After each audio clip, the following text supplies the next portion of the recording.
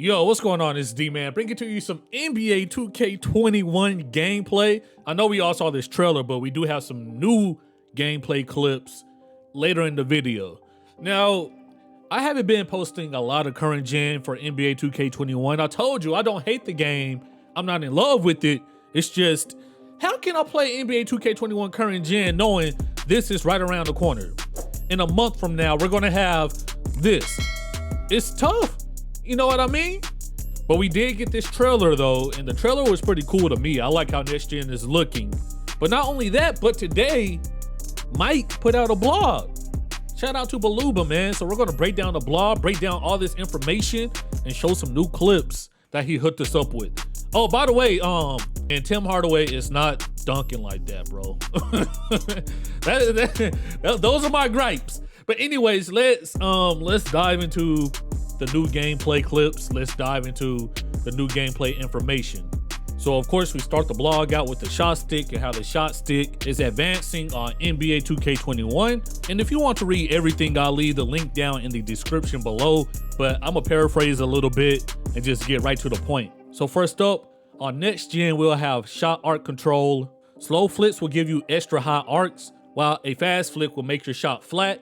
You also get a small bonus for shooting with an ideal shot arc. This is cool because people want skill gap, right? And I believe that this will help in the shooting situation. Having the ability to choose between a flat shot or a rainbow shot is pretty dope to me. You can see Steph Curry and the difference in this clip right here. It will be pretty interesting to try this out. It'll be interesting to practice. Not only that, but we do have more bank shot controls, being able to shoot off the backboard if we would like to. Fast flicks will allow you to control bank shots, which is dope. Growing up a D-Wade fan, I definitely want to try this out on NBA 2K21 next gen. But this isn't just for jump shots, it's also for layups too. So keep that in mind. I imagine going in with the bank layup will have a higher success than going in just into the hoop. But we'll see how that works out. So next up, let's talk about the shot meter. The shot meter has been in 2K for a few years now. Some people like it, some people don't like it. But at this point in time, I feel like it's a part of 2K, so it is what it is. So on next gen 2K, of course, the shot meter has a new presentation. Apparently the new presentation is more readable and it really pops out, which is something we need because the shot meter now that we have is kind of iffy. I did like when we had more options when it comes to the shot meter. And on 2K21 next gen, it seems like we're getting some more visual effects. Now the window on the shot meter should help us out significantly on next gen. It shows how good or bad the shooter is, the degree of difficulty of the shot, and how well it's defended. So 2K is trying to let us know which shots are good and which shots are bad, but that's not going to stop people from shooting crack at the park. So we'll see how that goes. So the retuned shooting is to accommodate the wide variation of skill levels of the 2K community, which there is a bunch of skill levels in the 2K community. So we'll see how the shot meter fares on next gen. But like most people, we'll probably be turning that thing off, real talk. So Baluba does talk about the new layup system and having touch around the rim. Pause on that. Apparently we'll see fewer canned animations. All right, I got to see it to believe it. Nothing against 2K, but I have to see it to believe it, to be honest. But we'll also have less animations pulling you to the wrong side of the hoop or pulling you into defenders, which is something I want to see. Also, having stick on NBA 2K doesn't just apply to dribbling and defense anymore. It applies to finishing at the rim. So there will be a bigger skill gap for Slasher Gang. I like that. They made that for me. I just know it. But you'll also see new standing layups, advanced hop Euro spin gathers, quick floaters to beat the buzzer, and more. So we'll see how finishing on NBA 2K21 next gen is. I'm really looking forward to it, especially as a slasher, man. Like I need a little respect on my name. I don't know about these other slashers, but you think I'm just going into the paint and pressing square or X? Nah, man, that's all stick right there. Let me tell you, that's how I finish over so many people. I aim the layup. I dunk on people. I know how to get contact dunk animation. So I know I haven't showed that much gameplay this year, but my slasher is crazy, bro. He really is. I'll start posting gameplay.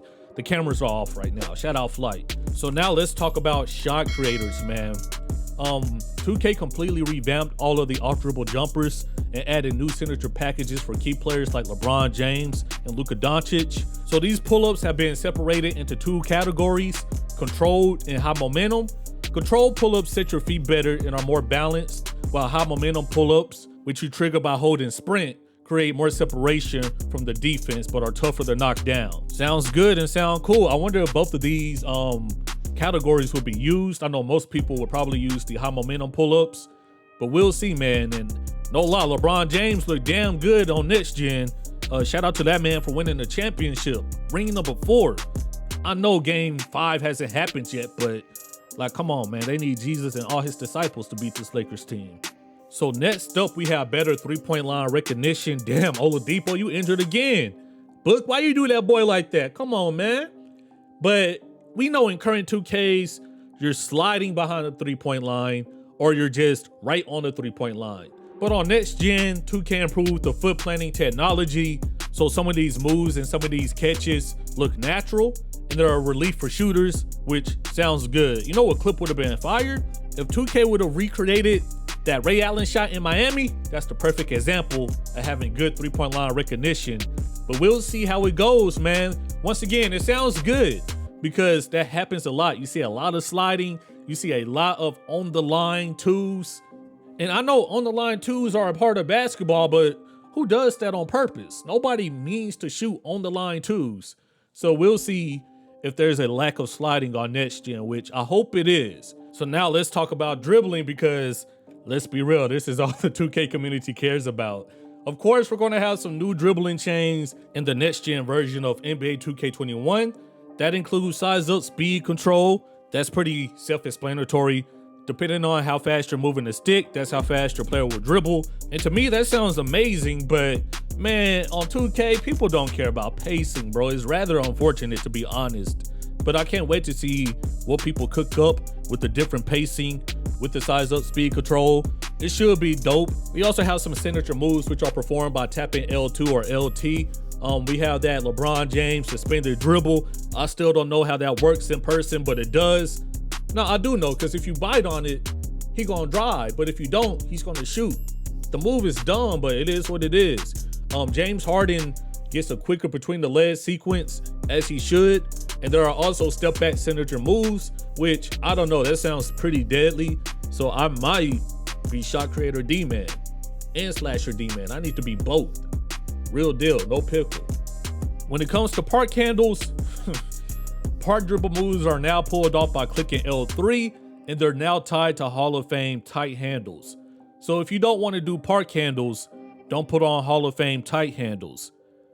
I still say just make the park handles equipable or unequipable, like the park layups. I think that's the only way to fix it, and I think people will be okay with that.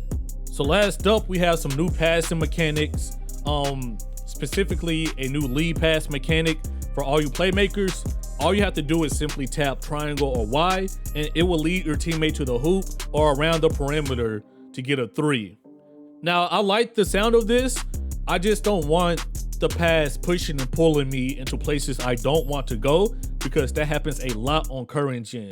We also get a new catch launch system for better response time and smoother look when transitioning from a catch to a drive. Apparently passing and catching feels fantastic in next gen, and it's going to open up the floor and reward teams that move the ball effectively. You must be talking about my team, because look, at the park and rec, people don't pass, but we'll see. Is the rec and park even coming back? It's called 2K World now or something, right? It is what it is. I will say that court looks nice though. I'm rocking with the court. I'm liking the character models and how they're not taking up the whole court. So we'll see how spacing is on next gen. So that's all we have for today, but it is blog 1 out of 3. So when the other blogs drop, I'll definitely put you all on and let you see what's going on with 2K21 next gen. Now, I'll probably drop some current gen gameplay. I do have some, but like I said, bro, like it's tough playing 2K21 current gen knowing all of this is around the corner. I just want to play next gen ASAP. You all be easy. Peace.